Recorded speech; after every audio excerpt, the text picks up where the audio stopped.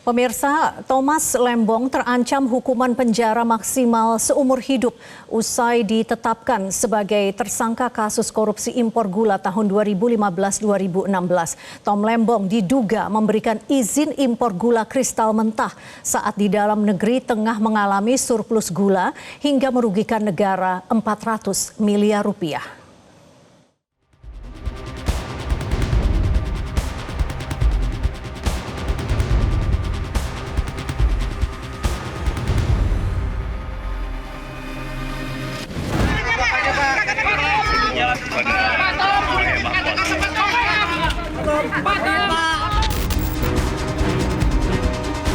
Thomas Trikasih Lembong hanya tersenyum saat hendak dibawa ke rumah tahanan Salemba, cabang Kejaksaan Negeri Jakarta Selatan.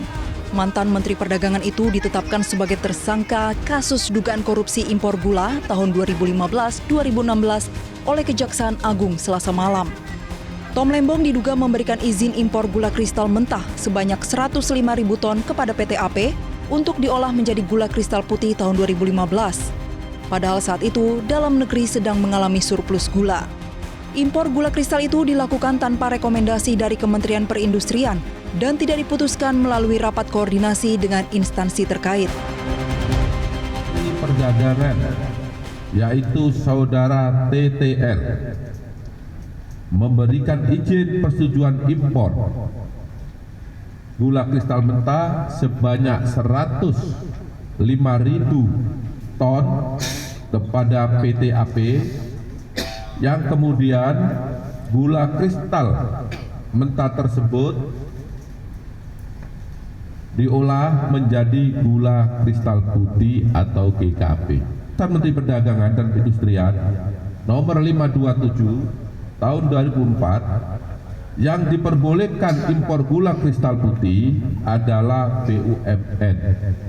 Tetapi berdasarkan persetujuan impor yang telah dikeluarkan oleh tersangka TTL, impor gula tersebut dilakukan oleh PT AP dan impor gula kristal mentah tersebut tidak melalui rapat koordinasi atau rakor dengan instansi terkait serta tanpa adanya rekomendasi dari Kementerian Perindustrian guna mengetahui kebutuhan real gula di dalam negeri.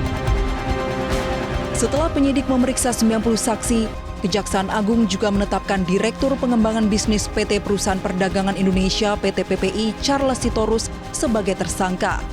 Pada November-Desember 2015, Charles memerintahkan staf senior manajer bahan pokok PT PPI untuk melakukan pertemuan dengan 8 perusahaan gula swasta untuk membahas rencana kerjasama impor gula kristal mentah menjadi gula kristal putih. Atas sepengetahuan Tom Lembong, persetujuan impor gula kristal ditandatangani untuk 9 perusahaan swasta.